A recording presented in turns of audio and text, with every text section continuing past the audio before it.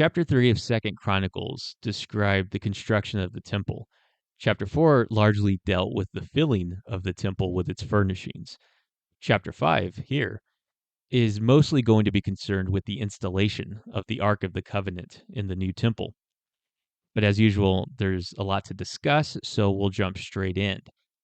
Last video, we noted that from chapter 3 to the first verse of chapter 5 made for a nice, clear literary unit. And while I stand by that observation, the first verse of chapter 5 is interesting because it serves as almost like a pivot verse between what precedes it and what's going to follow it. And Peter Leithart detects a chiasm that begins from 5:1 up till chapter 7, verse 11. So let's take a look at that. And so page 110 of his commentary, he has here A, Solomon finishes the work in 5:1, mirrored by A prime, where Solomon finishes the house in 7:11. B, Solomon celebrates the feast in the 7th month, mirrored by B prime. Solomon keeps the feast of the 7th month. C, Levites take the ark into the house with sacrifices and music, and glory fills the house. C prime, fire falls from heaven, glory in the house, with sacrifice and music, and that puts at the center, Solomon offers a prayer of dedication that spans 30 verses.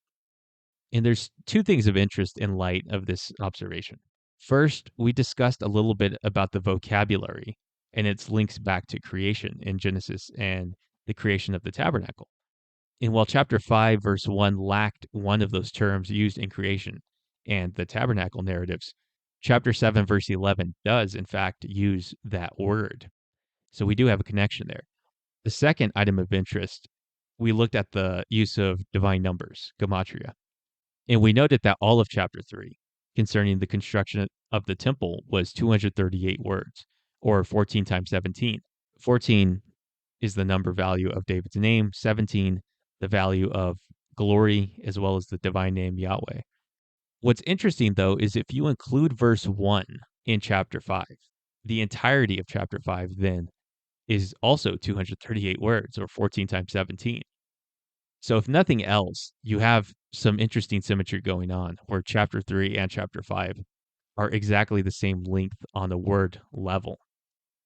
And by the way, I didn't mention it in the last video, but the last section also had a chiasm. And in fact, it also had a chiasm within a chiasm. But we didn't highlight that last video, but maybe worth noting. But let's go ahead and start taking apart chapter 5. But picking up in verse 2, then Solomon assembled the elders of Israel and all the heads of the tribes, the leaders of the fathers' houses of the people of Israel in Jerusalem, to bring up the ark of the covenant of the Lord out of the city of David, which is Zion. Now, there's going to be some interesting stuff going on with this section here. As Dillard is pointing out in his commentary, there's some very clear parallels to the David narrative when he transfers it to Jerusalem. And so it shares four common features. You have a national assembly, the Kahal language that we've seen quite a bit, or ecclesia in Greek. You have sacrifices during the procession and installation, musical accompaniment, and a royal blessing for the people. So very clearly, the chronicler is paralleling this account with what David did earlier. And of interest is the fact that Zion is mentioned, which is rare in Chronicles. The only other time he mentions it is in the taking of the city in chapter 11 of First Chronicles. But I want to pick up on this quote by Han. He says, "The rest promised to the people of God in Deuteronomy is revealed to be a return to the repose of Eden, which has been replicated in the temple. For the chronicler, the temple at Zion is the center of the new heavens and new earth. At Zion, the God of creation will bestow his blessings on the world that he created. Now we will see the full meaning of the imagery of the temple. The world is once more filled with the presence of God. The earth has again become the sanctuary it was intended to be at creation." And we looked at this a lot in the previous videos on symbolism, where this is indeed what creation is. It's the creation of a temple. But continuing with Han, he says, "The temple represents the way the world was created to be. Indeed, later Jewish tradition makes explicit a wide strand of belief that the temple was built on the site of the Garden of Eden. As the world was made to be a temple, humanity was created to serve and worship God in that temple. Adam, the first human named in Scripture and the first word in Chronicles, was intended to be a cosmic priest in creation, offering to God the fruits of creation in a sacrifice of thanksgiving. Later rabbinic texts declared that Adam was created of dust from the site of the sanctuary, identified with Mount Moriah. Adam was created to be king of God's creation, ruling in God's stead as his very image on earth, as seen in various royal first man allegories and images found elsewhere in Scripture. And continuing, verse 3, and all the men of Israel assembled before the king at the feast that is in the seventh month. I want to return to this, but we'll move on. And all the elders of Israel came, and the Levites took up the ark. And they brought up the ark, the tent of meeting, and all the holy vessels that were in the tent. The Levitical priests brought them up. And King Solomon and all the congregation of Israel who had assembled before him were before the ark, sacrificing so many sheep and oxen that they cannot be counted or numbered. We'll break off there. This language of the congregation of Israel is kind of unique. As Klein points out, this is the only time that the chronicler refers to Israel by the term, here translated congregation, which is echoed in the play on the words in the word assembled. So as you can see, if I click on it here, you'll see that it highlights these other terms because they're similar. Johnstone writes, Chronicles here uses for the only time in his work a term for Israel in religious assembly that is rich in association. It is the traditional term for Israel as the traveling congregation in the wilderness, most frequently in numbers. It is particularly appropriate since it is associated with the word for meeting in the standard designation of the tabernacle as the tent of meeting, which Chronicles uses several times. Meeting is, furthermore, the technical term for festival as a fixed time and place for meeting for religious purpose that Chronicles also often uses. And worth noting here is this brings back to mind Genesis 1:14, the menorah video that we did, because as you can see here, the term here is moed, or meeting, assembly, in seasons. The menorah was put in the sky to govern for signs and for seasons. Of course, it's the plural of that, moedim, um, assemblies, right? So these are religious assemblies, but it brings back to mind that language that we looked at in the menorah video. And concerning this sacrificing language, Klein, as well as Johnstone, believe that this was done in procession. That is, that they were offering sacrifices as they went along. Johnstone writes, the vocabulary for sacrifice employed implies that the sacrifices offered are not just whole burnt offerings, but include communion sacrifices. That is, those shared among the people, with the priest, with the due portions being offered to God. Unless you've ever studied out the sacrificial system, it's easy to overlook this. I know I did. There's a difference between offerings and sacrifices. Sacrifices are meals, they're communal meals shared between the sacrificer and the priest as well as God by implication. Whereas the whole burnt offerings, the whole thing goes up to the Lord. But in this particular episode, because of the vocabulary being used, it implies that they are having something of a mobile barbecue, basically, right? They're having this communal feast as they move along. And Johnstone is going to connect this with 1 Chronicles 15:26. These sacrifices were offered en route, presumably at Bezalel's portable altar. That is presumably what is implied here.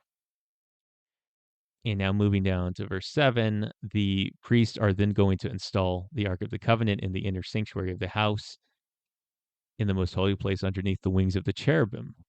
Verse 8, the cherubim spread out their wings over the place of the ark so that the cherubim made a covering above the ark and its poles. And verse 9 is probably the most commented on verse in the commentaries. And it reads, and the poles were so long that the ends of the poles were seen from the holy place before the inner sanctuary, but they cannot be seen from outside, and they are there to this day. Now, the reason why this is so controversial is because, as you can see here, there's no corresponding Hebrew to this particular phrase from the holy place. And as you can see here, there's lacking English, meaning this Hebrew doesn't go translated. And ha'aron, it's referring to the ark. And in fact, we can bring out some different translations, do a text comparison.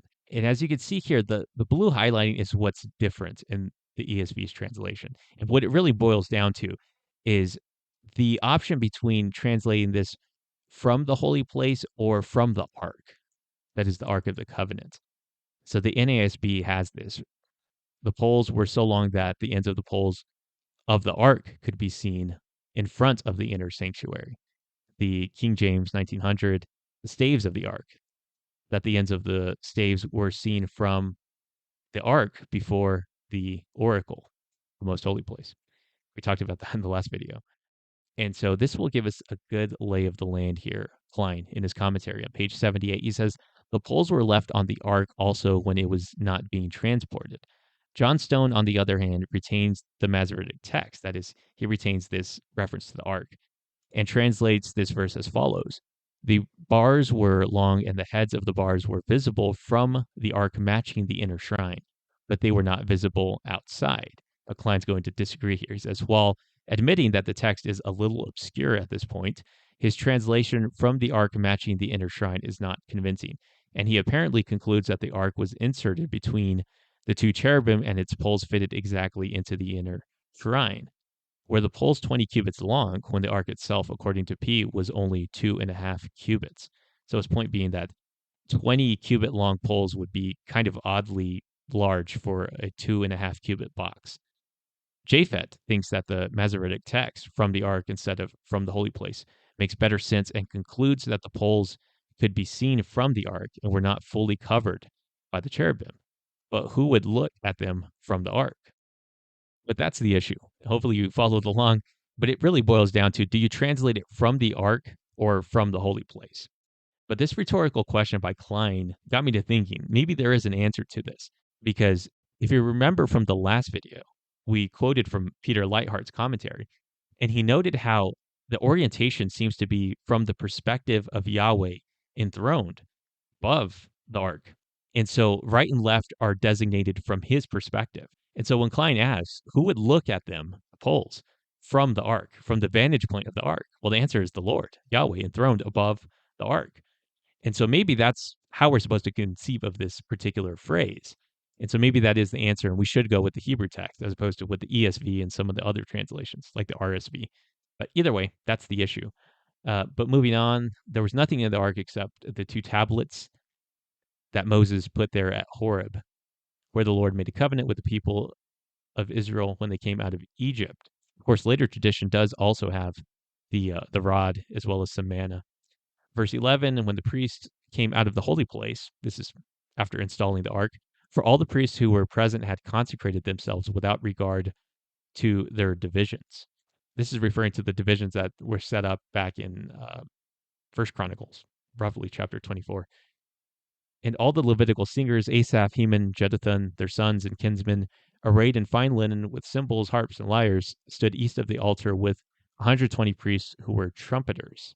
And it was their duty of the trumpeters and singers to make themselves heard in unison in praise and thanksgiving to the Lord. And when song was raised with trumpets and cymbals and other musical instruments in praise to the Lord, and then it breaks off kind of into a mini psalm, the 120 priests, the number probably, in my opinion, I think comes from the 24 courses. That is the 24 divisions that they set up. So it's 5 from each of those 24. That would equal 120, or it's 10 times the tribes. Concerning this language of heard in unison, literally it means in one voice. And so I write here that given the direct mention of the people of Israel out of Egypt in verse 10, we might have a subtle nod at Exodus 24:3 in verse 13 when the worship is given in unison, again, literally in one voice. And Exodus 24, this is after Moses has received the law. And it reads, so Moses came and told the people all the words of the Lord and all the judgments. And all the people answered with one voice and said, all the words which the Lord has said we will do. And concerning this language of praise and thanksgiving, Klein writes in his commentary, of course, he translates it as confession, the second type of song. He says, formerly the musicians had been stationed at separate sanctuaries. Praise is used 21 times as a verb in Chronicles, and confession 17 times. Isn't that interesting? 8 times both verbs occur in the same verse. And then we get this little mini psalm here, for he is good, for his steadfast love endures forever. Of course, steadfast there is said. Merrill brings out in his commentary, he says, along with the instrumentalists were vocalists, and altogether they burst out into praise to Yahweh. He is good, his love endures forever. The very theme of Psalm 136 is the refrain, his love endures forever, which occurs 26 times. Central to this powerful confession is the word translated here as love, I said, a rendering that cannot adequately express the covenant focus of the passage. The idea is that of covenant fidelity, the notion that God will keep his promises to the fathers and their descendants because he cannot deny himself.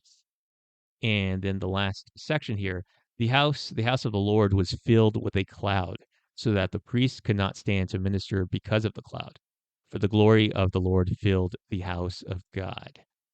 And concerning this language here, Hahn, in his commentary, writes that this is a deliberate analogy to the dedication of the tent in the wilderness.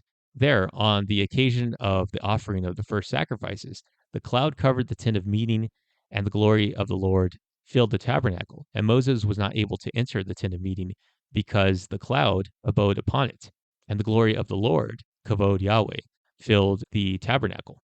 The tent of meeting is incorporated into the new temple because in the temple, the purposes of the tent are fulfilled. There, God's presence will abide, and he will meet and speak with his people. There, he will bless and sanctify the people through the ministry of his priests, and there they will renew their covenant with him. The chronicler's understanding is attested in various psalms where the temple and the tent are placed in parallelism, indicating that they are understood synonymously or interchangeably. Both the cloud and glory are signs of the divine presence of God's permanent dwelling in the midst of his people. In Isaiah's vision, he witnessed the Lord seated high on the throne, with the train of his garment filling the temple and the seraphim singing, Holy, holy, holy is the Lord of hosts. The whole earth is full of his glory. This is also the meaning of the temple in Chronicles. God, the creator of heaven and earth, the king of the universe, and the Lord of history fills his creation, that the glory of God fills all the whole earth and all the heavens. And there he lists a number of references to that point. In relation to this language that they cannot stand to minister, Dillard, page 113 in his commentary, writes, in general, the chronicler has modeled his account of the building of the temple on the earlier manufacture of the tabernacle. At completion, both structures receive divine approval through the appearance of the cloud pillar. The inability of the priests to perform their functions because of the presence of the cloud repeats the experience at the dedication of the tabernacle. The disciples would find their contact with the transfigured and glorified Christ similarly overwhelming. But that is chapter 5. However, I did want to return to this point here back in verse 3 that all the men of Israel assembled before the king at the feast that is in the 7th month. It's one of those things I don't know where I would ever put this, so I'm going to go ahead and throw this in here. But the commentaries have something to say about this because this is the Feast of Tabernacles specifically. It seems to be that that's what it's referring to.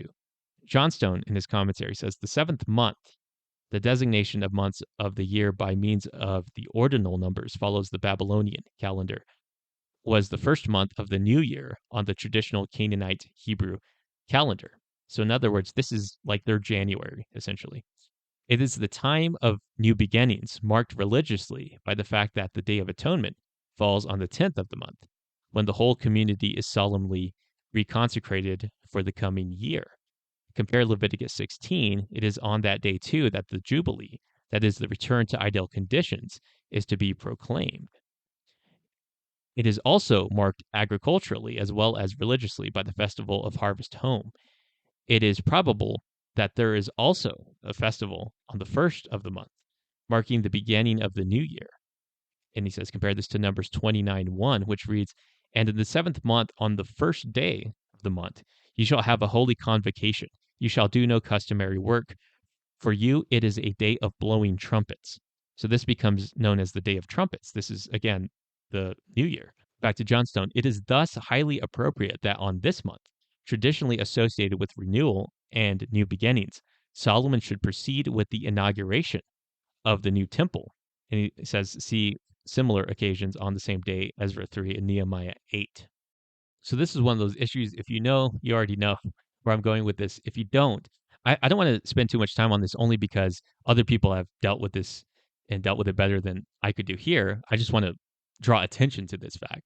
But the thought occurred to me when he pointed out that this is happening on the new year. In fact, I want to say it's in the mysterious numbers of the Hebrew Kings, that chronology that points out that the inauguration of the new Davidic kings seems to be on Tishri 1, on the New Year day. So that's when they actually began to reign officially. But this here is a book by Ernest Martin, I believe. The name of the book is something like The Star That Astonished the World. And the book's online for free. And so I just kind of want to scrub through some of this stuff. Again, we're not going to read it.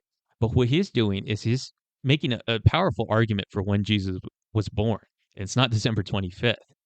And so he's going through talking about, he has to hit on a lot of things, like when Herod died, the Magi when they would have arrived, Jesus' age when they arrived, all sorts of things go into this. In fact, he even brings up here, he's talking about Zechariah, that is Jesus' uncle, and Elizabeth, right? These are the parents of John the Baptist.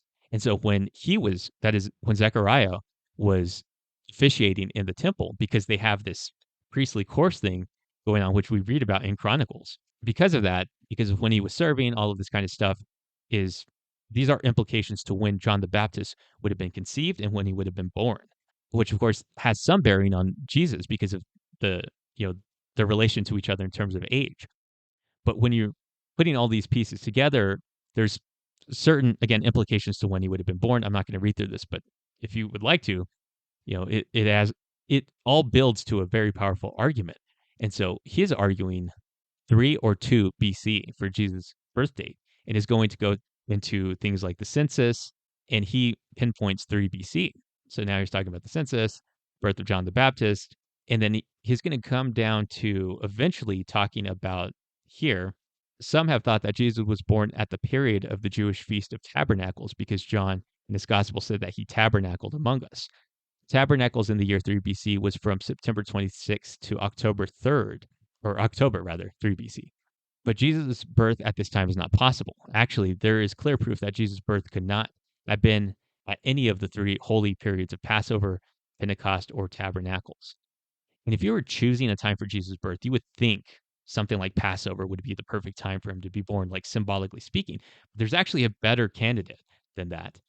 Um, and of course, those dates wouldn't work, as he points out here. These were times when all Jewish men were required by biblical law to be in Jerusalem. Yet, Luke tells us that during the time of Jesus' nativity, everyone went into his own city. Besides, the Romans would not have selected the 3 primary festival seasons for a census, when most of the Jews in Palestine would be required to be in Jerusalem. So the point is, he couldn't have been there. He had to be somewhere else. He had to be going back to his hometown, which of course they were. And he writes here that an exact date can be picked. Now, what it's going to track on here is Revelation 12, the symbolism. It's pointing out here, you know, the sun, the moon, the 12 stars, the woman, that this is constellations, that this is a time signature of when the skies would have had these exact symbols, signs in the sky. And specifically, the time would have astronomically, it comes out to September 11th. And here specifically, the next chapter, he talks about the birth of Jesus and the Day of Trumpets. Again, the New Year festival. And here he's going to continue to talk about the importance of this day. One can realize the New Testament shows Jesus born on the Day of Trumpets, the first day of Tishri, the start of the Jewish civil year. An impressive amount of symbolic features emerge on the biblical and prophetic scenes. Before the period of the Exodus in the time of Moses, this was the day that began the biblical year. It also looks like this was the day when people were advanced 1 year in life, no matter at what month of the year they were actually born. Notice that the patriarch Noah became 600 years of age in the first month, Tishri, the first day of the month, later called the Day of Trumpets, Genesis 8:13. That was the very day when Noah removed the covering of the ark and looked, and behold, the face of the ground was dry. This was not only Noah's official birthday, it became a new birth after the flood for the earth as well. And as he points out here, this date also became regarded as the birthday of the world, original creation. So you have Noah's birthday, you have the new creation after the flood, original creation, being the beginning of the Jewish civil calendar, right? Tishri 1, and that there's very good reason to believe that Jesus was born on the day of the trumpets, Rosh Hashanah. And I all that was floating in my mind when I read there that the temple was dedicated in that month. Now, not Tishri 1, apparently it says the festival. So presumably that means the Feast of Booths. That's at least the way the commentators take it. But you also had, again, references in that first month to the Day of Atonement as well as the Jubilee happening would have happened then. That's when they would have uh, inaugurated in the Jubilee as well. So there's a lot going on in this month. The Solomonic temple would have been dedicated then, as well as the birth of Jesus, right? The true temple was born on the New Year day. Just very interesting the way the symbolism always seems to come back to Jesus as the new and greater temple. But that is chapter 5, and we will continue chapter 6 next time.